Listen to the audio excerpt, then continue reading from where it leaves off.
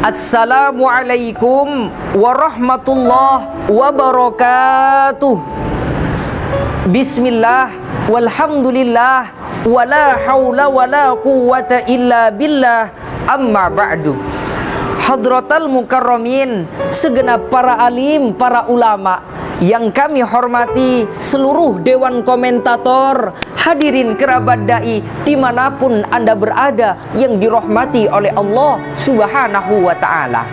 Santri siaga jiwa dan raga, sudah tidak dipungkiri lagi bahwasannya santriwan dan santriwati memiliki peranan yang sangat menentukan terhadap keberlangsungan suatu negara, bangsa maupun agama. Sehingga Al-Quran menjelaskan secara khusus kepada kita semua selaku santri, agar kita takut tatkala meninggalkan generasi di belakang kita dalam keadaan lemah, baik lemah dalam intelektual, lemah dalam pelaksanaan ibadah ritual, maupun lemah dalam moral. Hadirin, coba kita lihat para pemuda dan para remaja di luar sana. Akhir-akhir ini mereka tidak hanya melakukan kenakalan, akan tetapi mereka juga terjerumus ke dalam tindak kejahatan. Tidak hanya bolos sekolah, tawuran antar pelajar, nongkrong di pinggir jalan, akan tetapi mereka juga terjerumus ke dalam sindikat narkoba, narkotika, prostitusi, bahkan tidak segan-segan lagi membunuh orang tuanya sendiri tanpa ada pri kemanusiaan. Na'udzubillahi min zalik. Lantas, apa upaya dan peran kita selaku santri milenial untuk meredam kenakalan-kenakalan generasi muda di era milenial ini? Allah Subhanahu wa ta'ala telah menjawabnya di dalam Al-Quran, surah Al-Anfal ayat 29 yang berbunyi, A'udzu billahi minasyaitonir rajim. Bismillahirrahmanirrahim.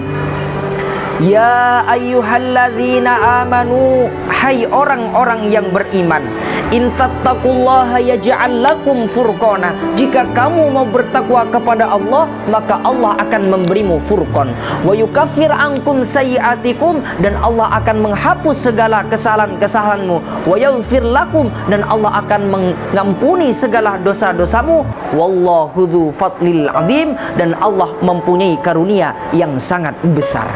Hadirin yang dirahmati oleh Allah, kita semua harus tahu bahwa Islam adalah religion that emphasizes, agama yang membangun pentingnya sebuah akhlak. Oleh sebab itu, akidah disempurnakan dengan syariah, syariah diperkuat dengan yang namanya akidah, dan antara keduanya diperkuat dengan yang namanya akhlak. Oleh sebab itu, bobrok akhlaknya seseorang itu mencerminkan syariah dan akidahnya goyah. Bila syariah dan akidahnya goyah, maka batas antara yang hak dan yang batil sulit untuk dibedakan, sehingga tidak menutup kemungkinan para pedagang akan curang, para politikus akan rakus, para pengusaha akan semena-mena, rakyat tak mau berdaulat, bahkan pemudanya kian bejat. Na'udzubillahi min zalik. Hadirin yang dirahmati oleh Allah, solusinya ialah kita harus bertakwa kepada Allah Subhanahu wa ta'ala.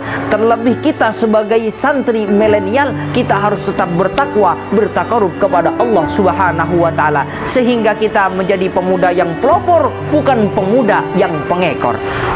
Kalau sudah pemuda dan para remajanya, generasi mudanya sudah bertakwa kepada Allah, sekalipun pil koplo sudah menyerang di seluruh dunia maupun Indonesia, pil setan sudah ada di genggaman tangan, laksana bidadari turun dari langit menggodanya mereka, sempatnya ia berkata, Astaghfirullahaladzim, Alhamdulillah.